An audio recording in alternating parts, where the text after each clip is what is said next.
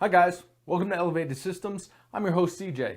In our last video, I built this super tiny, super budget PC. You can check that out here if you haven't seen that yet. Today, I'll be showing you exactly how this little system performs and demonstrate some potential uses for a PC like this. Now, you may have noticed this video is pretty long, and while it'd be great if you watched the whole thing, I can always use the view time.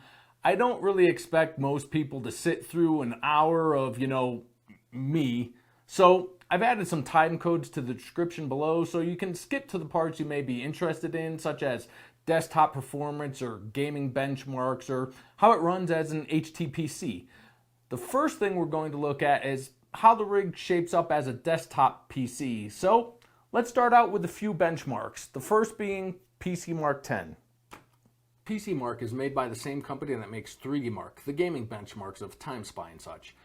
PC Mark tests how a system handles everyday office and basic computing tasks, and this system scores a 4,230, which seems a little low. However, you see that the overall score was brought down by the digital content creation scores. Understandable considering these are workloads that benefit from high core count. So let's put this in perspective. PC Mark's documentation says that an essential score of 4,100, a productivity score of 4,500, and a digital content creation score of 3,450 are considered good, and you can see we crushed those scores. In fact, this system scored in the 41 percentile. Not bad relatively speaking considering this is an APU-only system. For more perspective, trading out the current CPU for a Ryzen 3 2200G, we would see a score of about 600 to 800 points lower, and a comparably built Intel 9900K system using its UHD 630 integrated graphics scores about 800 to 1,000 points higher, and that CPU costs as much as this entire computer. Let's move on to Geekbench 5. Now, while PC Mark tests the entire system, CPU, GPU, memory, even drive speed, Geekbench is pretty much a GPU-specific benchmark with memory performance factoring in, of course. The best use of this benchmark is to get an idea of how you fared in the silicone lottery with your CPU. In this case, we seem to have done pretty good as our CPU scored over 30 points higher than an average 2400G single-core score. You can also determine how well your CPU scales with multi-threaded work. Simply multiply 90% of your single core score by the number of cores. If that number is equal or higher than your multi-core score, your CPU scales well. You can also see where your CPU strengths and weaknesses are looking at individual scores. This can be useful when building a specific system geared towards a particular task, such as a gaming rig or a content creation workstation. But for this general purpose system, I'd rather just do some real world work and see how it handles it.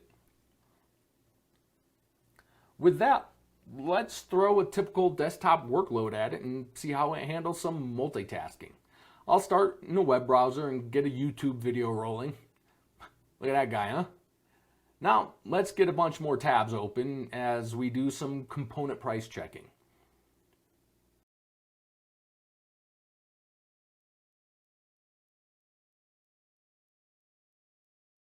Okay, now I want to record some of these prices so I can track them over time, so I'll create a little spreadsheet.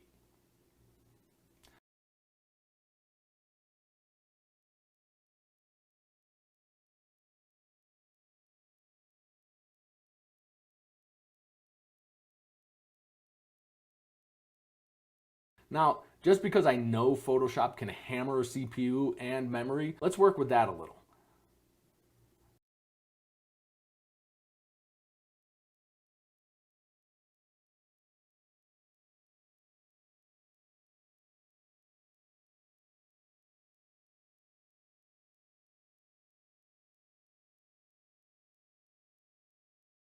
The filters in Photoshop really stress the CPU. You can see we pushed every core between 85 and 98%, but the system pushed through without slowing or showing any signs of stress at all.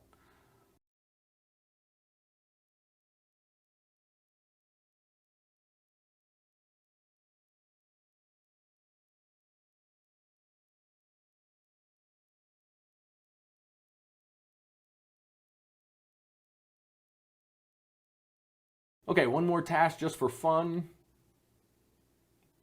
and still no problems. And this is with all the background processors running. I didn't shut anything down for this demonstration. Finally, more because it's kind of obligatory, let's look at a Cinebench run. Now, I wouldn't recommend a $500 APU-only system as a render workstation, but this benchmark will give us a good indication of power draw and thermals on a relatively real-world workload, as opposed to kind of unrealistic stress tests like Ada64 or Prime 95. So we scored a 768, which is a little above average for the 2400G at base settings, but the more important part is we still have plenty of power and thermal overhead and can probably safely crank up the clock speeds a couple of hundred megahertz, even with the only fan in the entire system being the one on the stock cooler. So that's a pretty good look at desktop performance. Let's move on to gaming performance. And as opposed to just throwing a bunch of FPS charts at you, I just recorded gameplay with Afterburner stats overlaid on a bunch of different games as I test them out on the system, and without too much commentary, I'll just let you watch and determine for yourself how the system handles each game. Now, again, there are time codes below so you can just skip around to any particular game you may be interested in, and then I'll put up an overall chart at the end summarizing frame rates. Finally, I do want to add a little disclaimer. Although I build, troubleshoot, and fix gaming PCs, I'm not much of a gamer. At least not anymore. Now, this isn't by choice. If you saw my welcome/introduction video, I talked about a brain injury I suffered in Iraq, and one of the other side effects I didn't mention is migraines. I used to get them a lot, and I still do, but I've learned what triggers them and how to avoid those triggers, and unfortunately, one of those triggers is, well, gaming. If I try to play a video game for more than like 20 or 30 minutes, I'll get a migraine. So unfortunately that means if a game is newer than like 10 years old, I suck at it, which will be properly demonstrated now. All right, we're starting off with a synthetic benchmark. This is 3D Mark's Night Raid, which is actually the appropriate benchmark for an APU, not something like Time Spy, which is really made for a dedicated graphics card. Speed through it.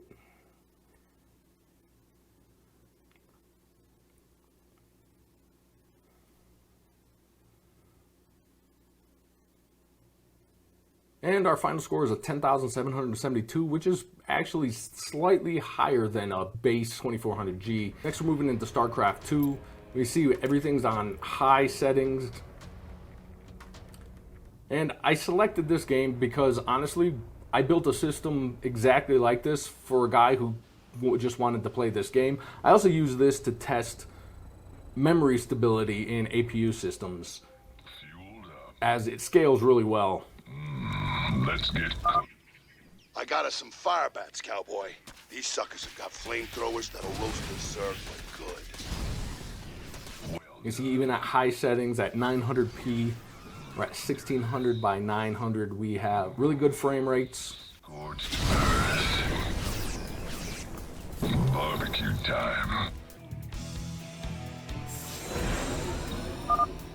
Thank goodness you're here.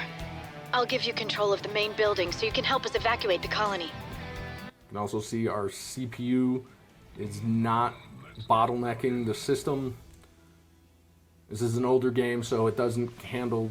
It's not really meant for multi-threading. We can see that the CPU 3, that's our world thread there, that's the one that's being used the most. It's really not using multi-threaded, it's using single cores.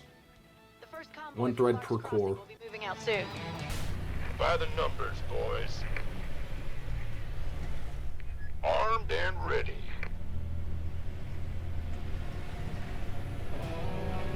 You gonna give me orders? Been waiting on you.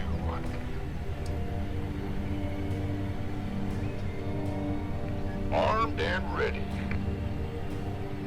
By the numbers, boys. I honestly never played this game other than benchmarking and testing systems. We're gonna kill some critters. That's fine. Why not?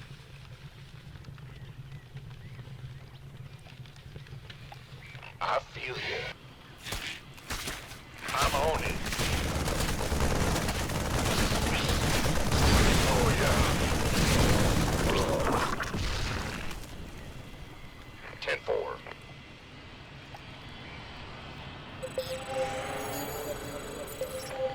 sir.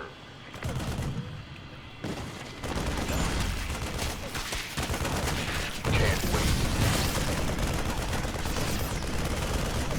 Affirmative. All right, and then even at the high presets, we still kept a really good average frame rate. Okay, moving on to Age of Empires. This is another one that's really suited for this type of system. This game is very CPU intensive, meaning it doesn't need much in the way of graphics, dedicated graphics.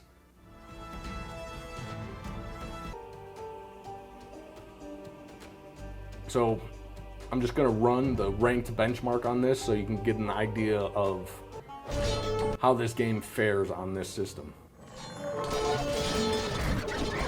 Okay, again, with a game like this, turn-based games, these frame rates aren't really as important, but we can see we scored a 1059, which means, yay, you can play ranked multiplayer games on this system. Okay, moving into another very easy to run game at all high presets. Another game I only played a benchmark fails, lower end systems. Falls. I'll take point. Prepare for battle. Again, we have this up at the highest graphics levels for the great visuals. A narrow path.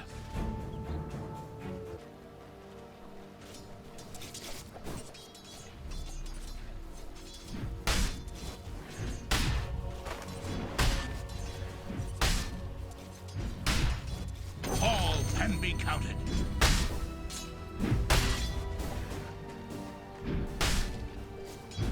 They shall know. Here comes my inexperience. I'm dead.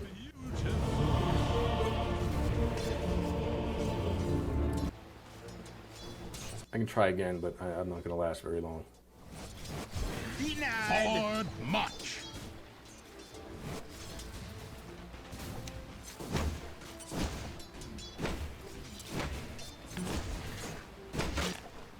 Charge!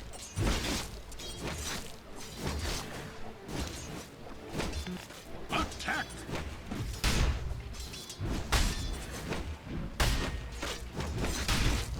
The all-knowing one protects us all. Missing bottom.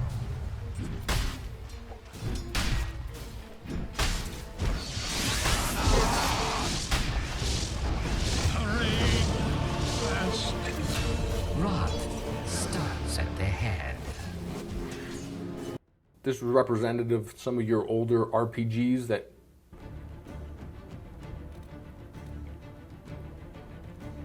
set basically the medium presets here.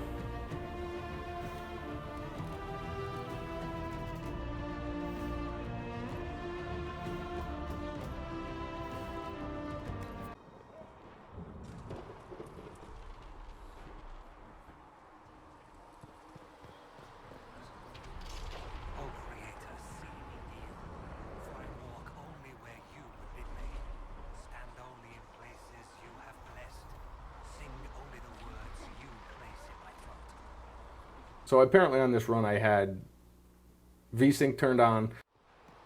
Open the gate. We are heading into the valley. So during gameplay, this is going to stay locked at 75 FPS, which is the refresh rate of the monitor I was using.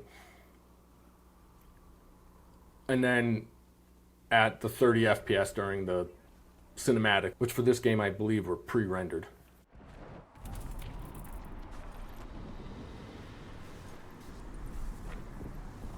The pulses are coming faster now.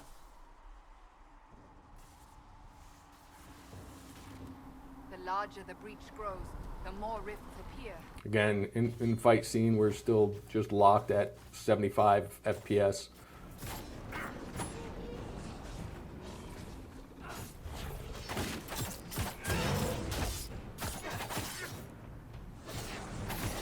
Plenty of headroom in our CPU.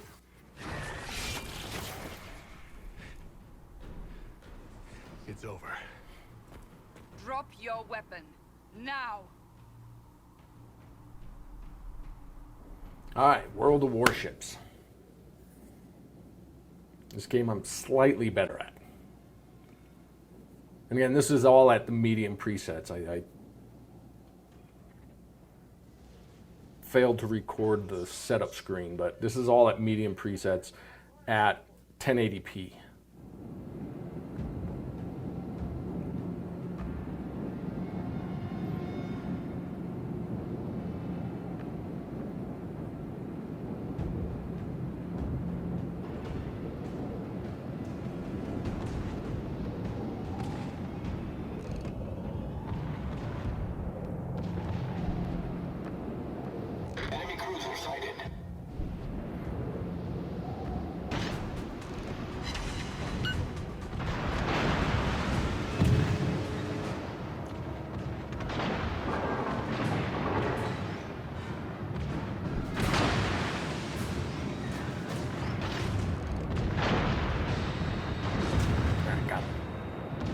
Uh-oh. Critical engine damage.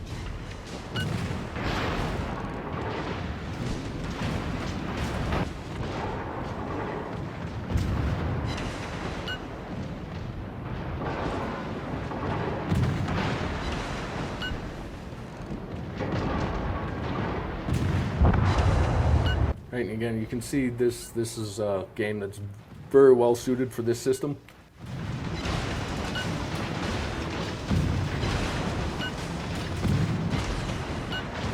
Our CPU cores are not stressed at all.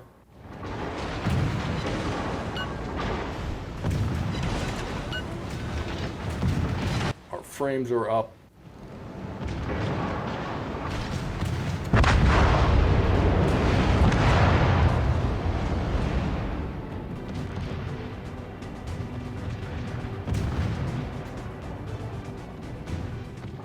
I just realized now that I was playing as the Japanese Navy. Anyways, we did.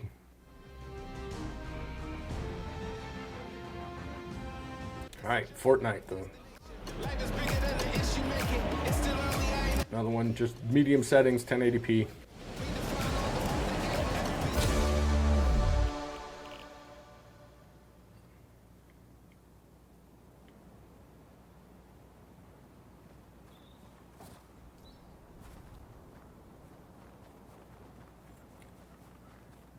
I just happened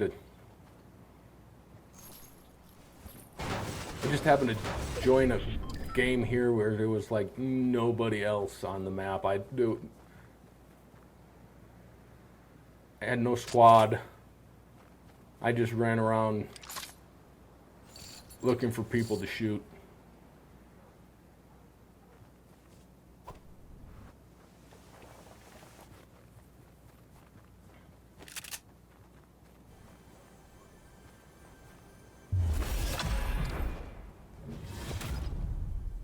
As you can see at medium settings here,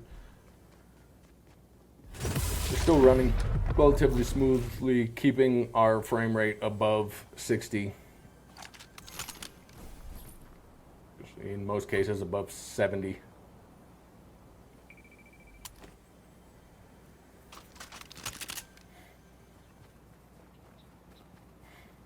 Couldn't find anybody. Let's go drive a boat.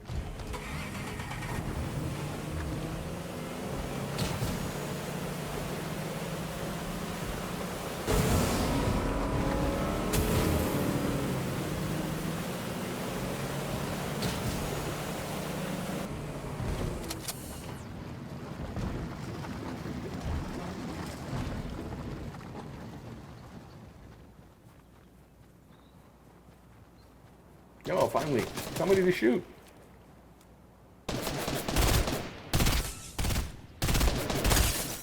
Oh, got him.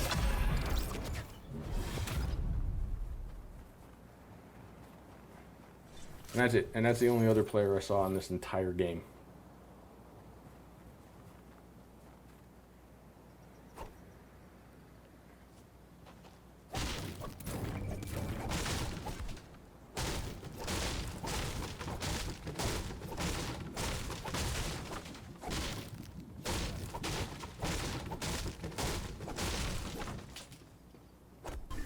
And I got so distracted looking for people to shoot, I got my stuff stuck out in the middle of the storm. But I went back in, found more people, got into the thick of things. Only had a lightsaber to work with.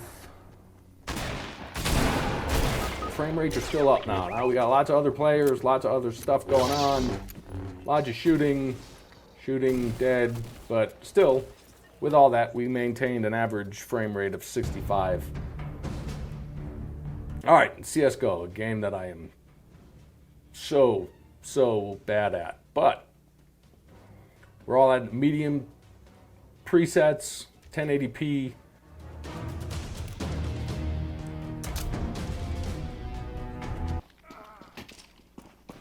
And apparently my benchmark hotkey was the same as an in-game hotkey, so I wasn't able to actually benchmark this game, but you can see that our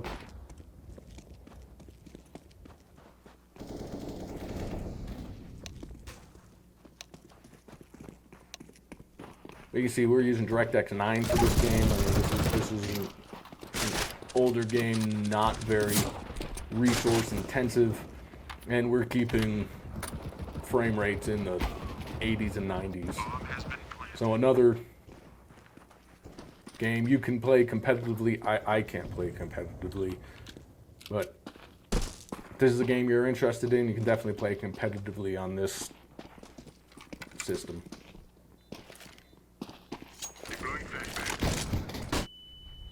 Oop, flashbang. And there's a bomb. Run away from the bomb.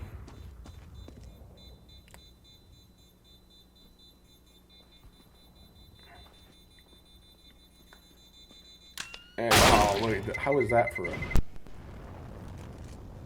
coincidence? I got shot as the bomb went off. It was great.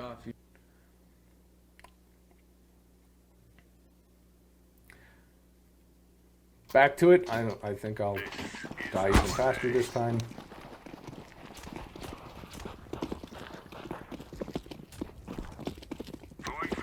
That's great advice. My teammate's name there. Great advice. Great advice. Obviously, he's never really deployed.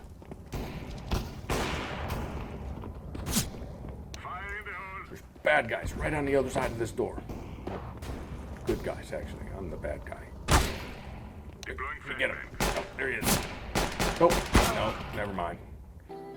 All right, on to something that is slightly easier. We're starting. All right, Rocket League. The universal esport benchmark here. And as expected, you see we're at high presets here, and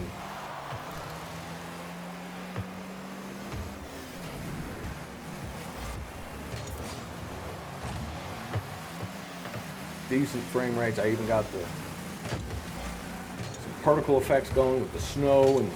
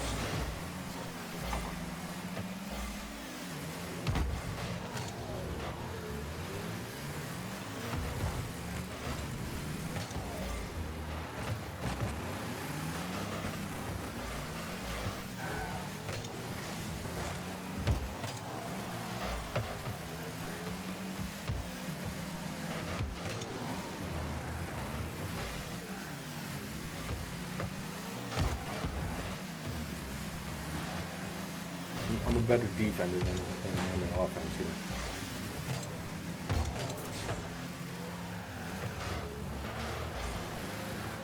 And we lost. lost. But again, another very playable game. And now let's get into real esports. Here's a game that I know and can play very well. Again, we're at medium presets, but I went back and tested this all high presets, and it was exactly the same. We were maxed out at the engine max, 30 FPS on our pre-rendered cinematics, and 60 FPS during gameplay. Those frame rates stayed locked for the entire time. That'll be taken in the end zone. And no run back here. This will be a touchback, and it comes out to the 25-yard line. The offense for the AFC set to go now. Well, we can continue to talk Pro Bowl as we go along, but let's talk a little Super Bowl. Super Bowl 53, 1 week from today over in Atlanta. New England taking on the Rams. Time for your Super Bowl prediction. Ready to begin their next drive here, the NFC offense. Now, they'll be looking to duplicate the efforts of drive number 1 that resulted in 7 points in the 7-zip lead. Well, you know how much I enjoy horse racing, right? Looks like they caught a flyer out of the gate, as they would say, with mismatches that they often become the leading receiver. Xavier Howard with a good coverage that time. And we're going in for the score. First down and then some. And he is in. Touchdown NFC. Taking it in. All right, now let's get into some of our AAA titles. I started with a newer title, Star Wars Jedi Fallen Order. And the lowest you can go on this is medium. So I went with all medium presets and started out at 1080p.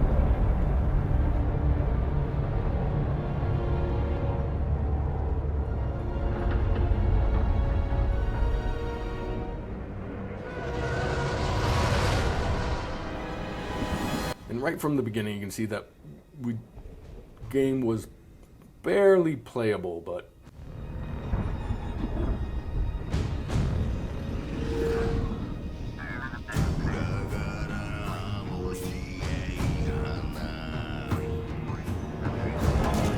so as all these cinematic scenes are not pre-rendered, they're actually being rendered by the system in real time, but not very well.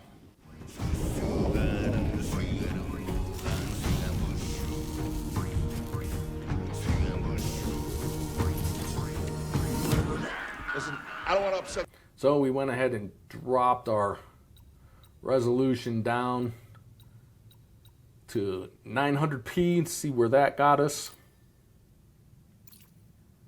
And This way. I'm right behind you. it was a little better.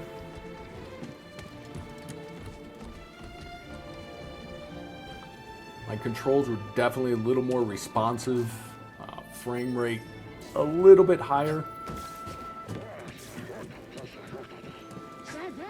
but still barely playable.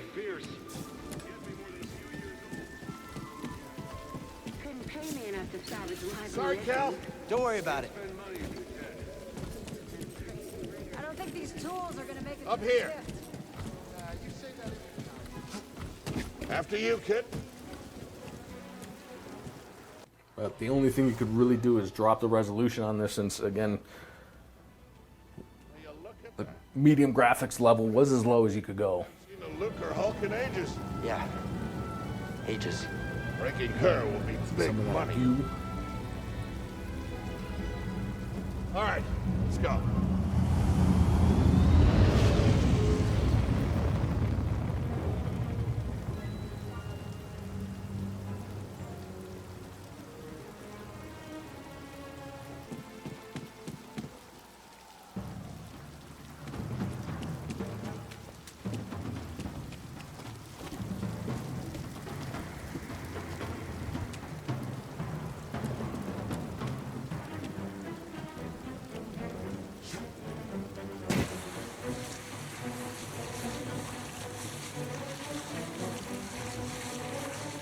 Depart this barge immediately. You are not approved trash. And trash, just not approved trash.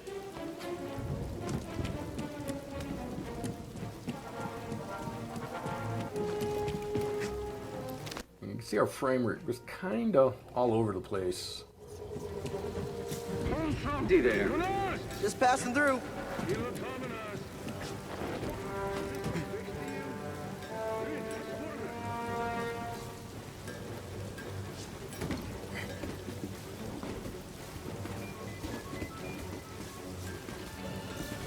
Again, this is a game that's more optimized for multi-threaded work.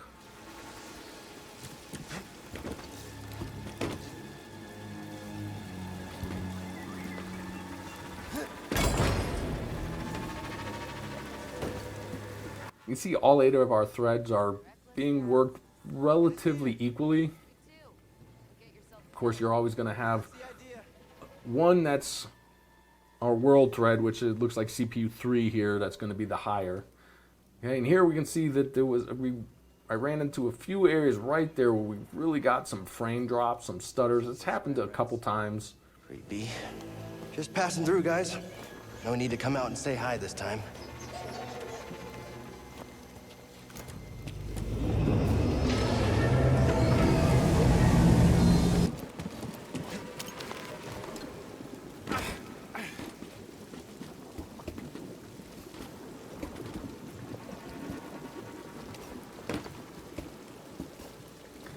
See, as things speed up, our frame rates drop a little. Look, the ship cutter is here. There it goes. Hey, we should get moving. Yep, good looking out.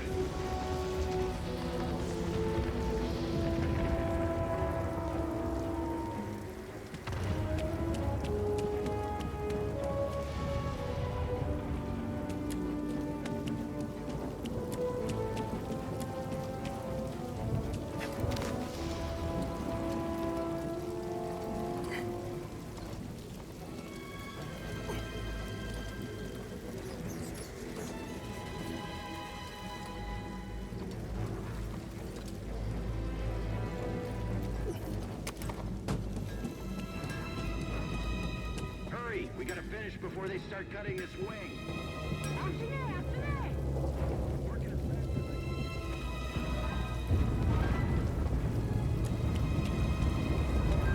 Cal, use the manual override lever below. And you can see that was not ideal. I did go back and run it again at 720p, and I was able to get the frame rate closer to 60 FPS overall. All right, we're moving on to Shadow of the Tomb Raider. I'm just going to run the built-in benchmark on Shadow of the Tomb Raider for a couple reasons. First, because it gives you a pretty good idea of how gameplay works, and it also gives us a couple stats at the end that we'll look at. And again, this is 1600 by 900, all low presets. All the special eye candy turned off. And then we're just going to speed through the benchmark because I'm sure you've seen it before.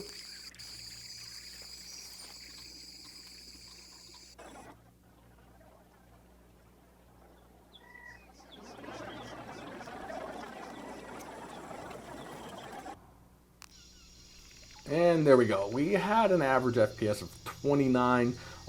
The one thing you do see here is this game is GPU bound, meaning that there didn't really stress the CPU in a normal situation with the dedicated graphic cards. That is what you want to see. If you run this benchmark and you see GPU 99%, that's good. But for this game, again, 29 FPS, barely playable.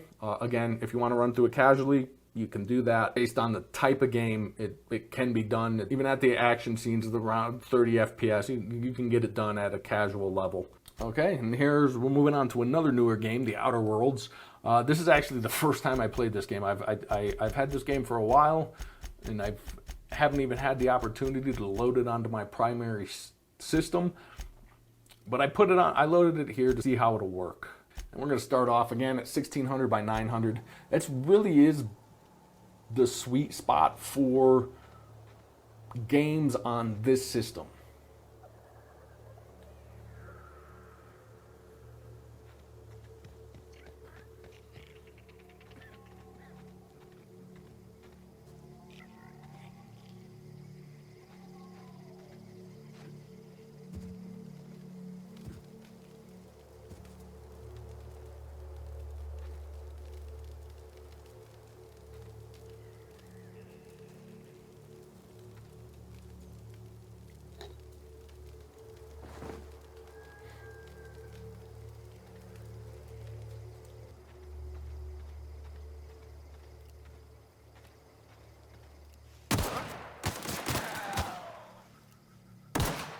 See, I had a little issue with some latency and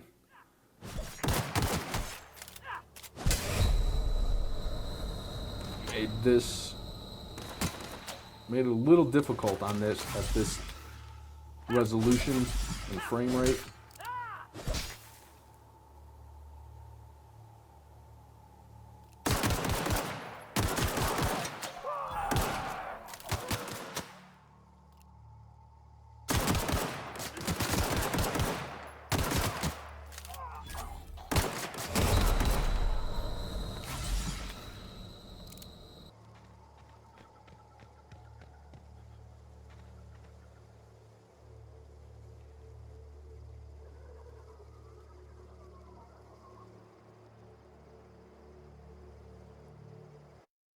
So let's go in and take it down a notch to 720p. See if we can get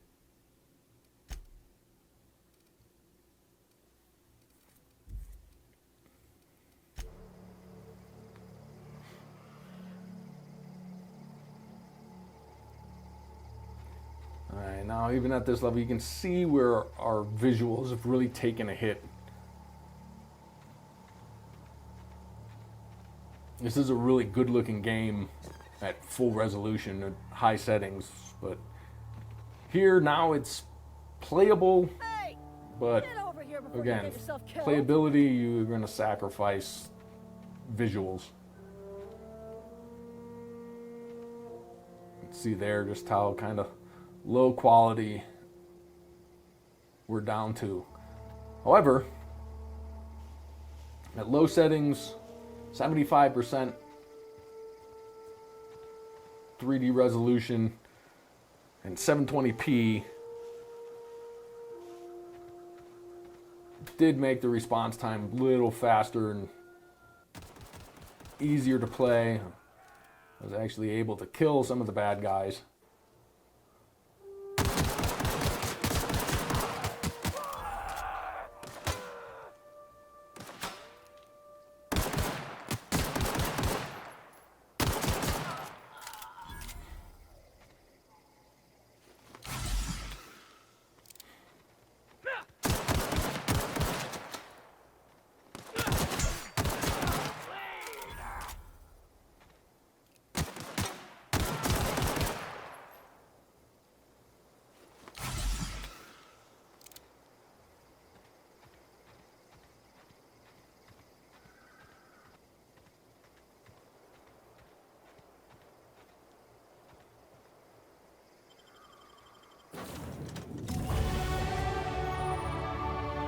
And in this game, you could definitely see the difference in between being outdoors and being indoors, where when we went inside, our frame rate really kicked up. But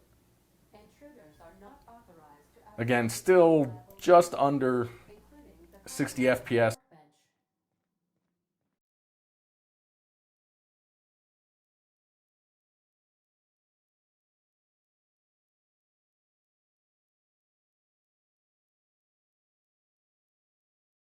Okay, the final demonstration is how this system performs as a home theater PC or HTPC. And for that, I'm not going to simulate. I'm going to actually bring the system down to my family room, hook it up to my 65-inch 4K TV, and see how it works. So, alright guys, welcome to my family room. Just a little setup. All I've done here is I've taken the system, I've connected it to the TV. One of the reasons I selected this motherboard, it does have HDMI 2.0, which allows 4K at 60 Hertz. And the only other thing I have connected is LAN to connect it to my home network. And the TV's not really a highest end. It's a 65-inch Hisense 4K HDR 120 Hertz TV. And all I did was basically disconnected my TiVo and plug that HDMI into the computer system because I know that's a HDMI 2.0 cable. And to get to the one HDMI I have left open on the TV, I actually have to take the whole TV off the wall, and it wasn't all worth that because this unfortunately won't be staying here. So let's get the TV on.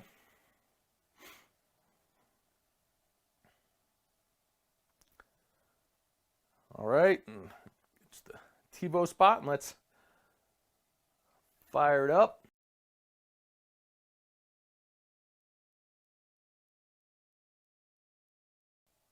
And you see this system actually does support HDR. So,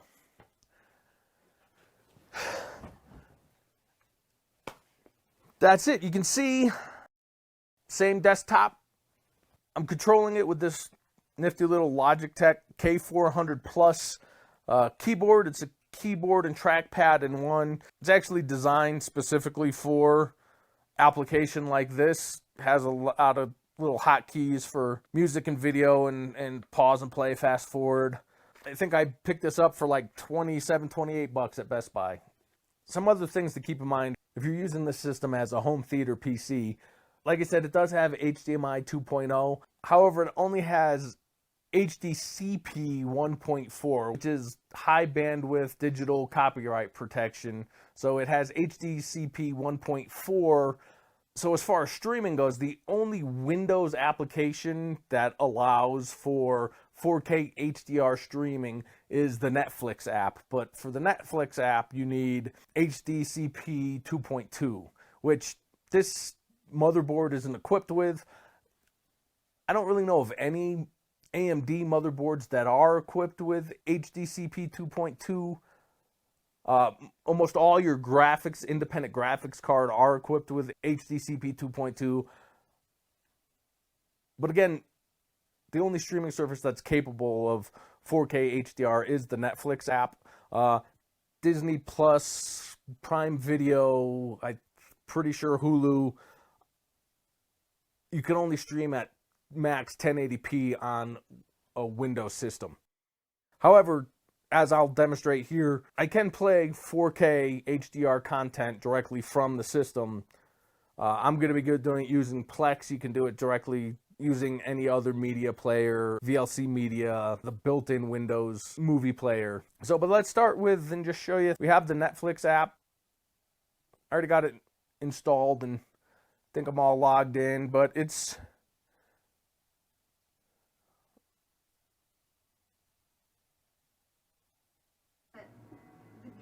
there. About the visual, but it's more about the feel of it. My question is, what happens when you start messing with the But if we look at something like Lost in Space, you can see that I can only play it in HD on this system. Again, like I said, this is the only app that actually does allow HDR content in Windows.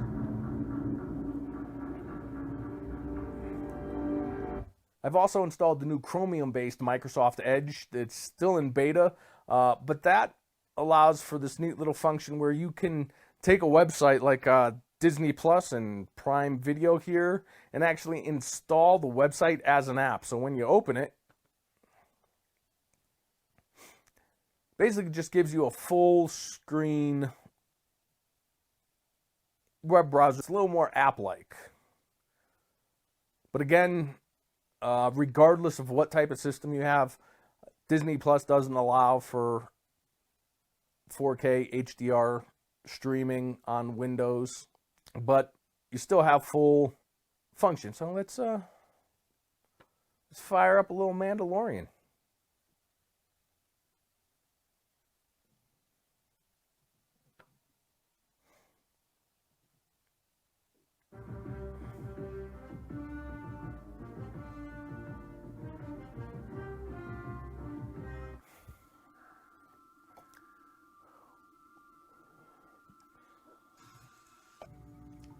Oh my God, baby Yoda is so cute! I'm sorry, guys. I can't show you, copyright and strikes and all that. Oh, what the hell? Go ahead. Look at him. He's so cute. Very healthy. Yes.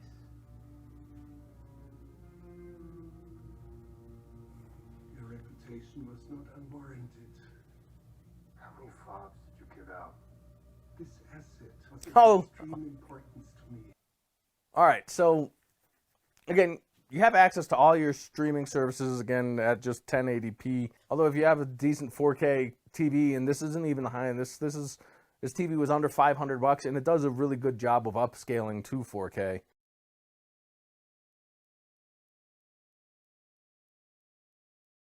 But if you have your own personal video library, kind of like I do, I've installed Plex Media Server on the system.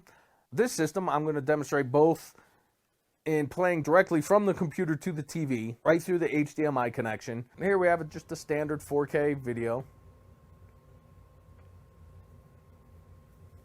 And the system should have no problem handling 4K.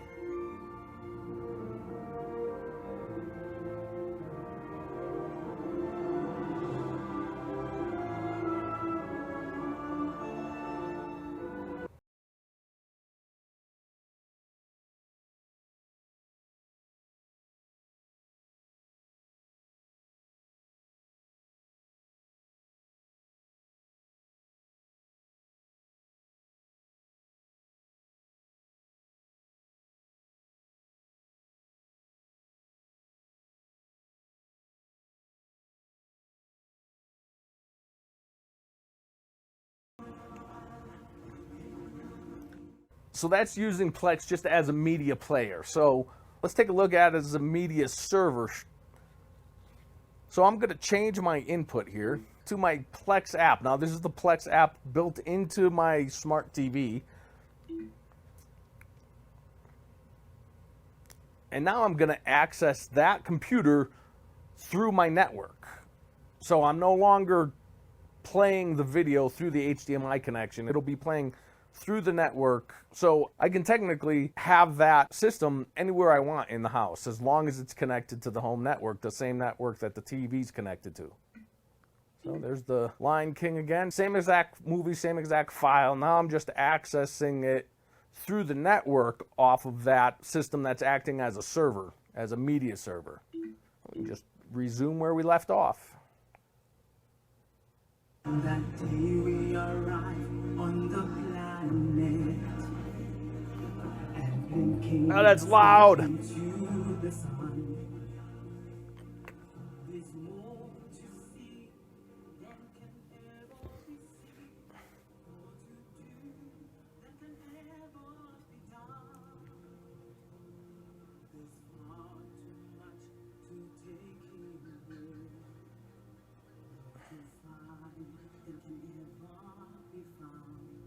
So that's it. This has no problem functioning as a media server.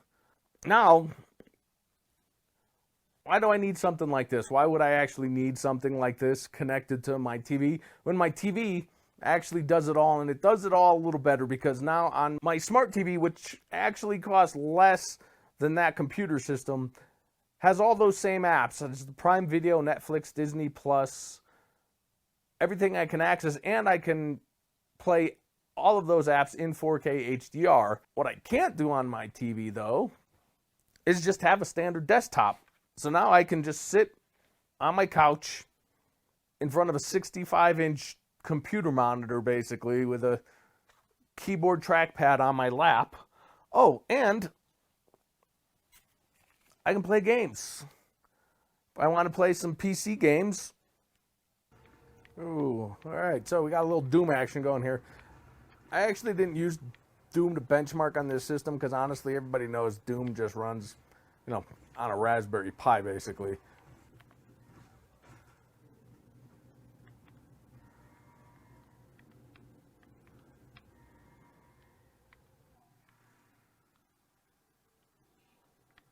Let's go kill some demons.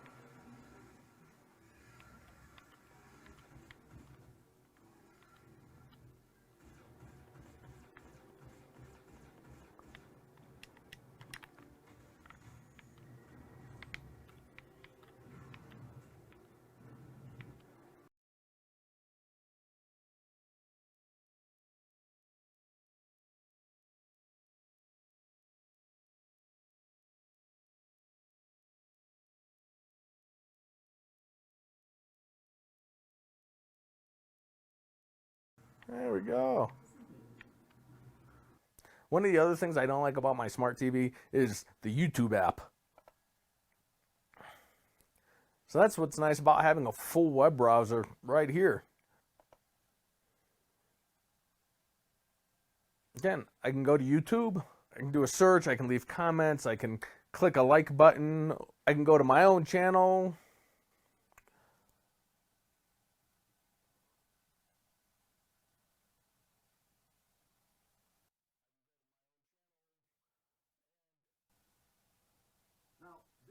What you can see is also this works, and you don't need to hear me talking twice.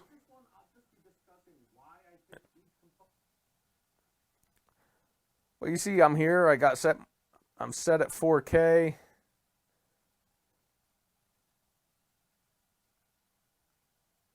Full screen, 4K, works great. Look, I can even stat for nerds, because I'm a nerd. We had some right there. When I switched resolution, I saw a little, I dropped some frames, but really there's no problems. And then again, it's just a full desktop PC right here in my family room. Can't get much more comfortable than this. And that's it. Let me pack this thing up, bring it back up to the studio. Not that it's hard, it's tiny. And we'll conclude this thing. Well, that's it. We looked at desktop performance, gaming performance, and performance as an HTPC.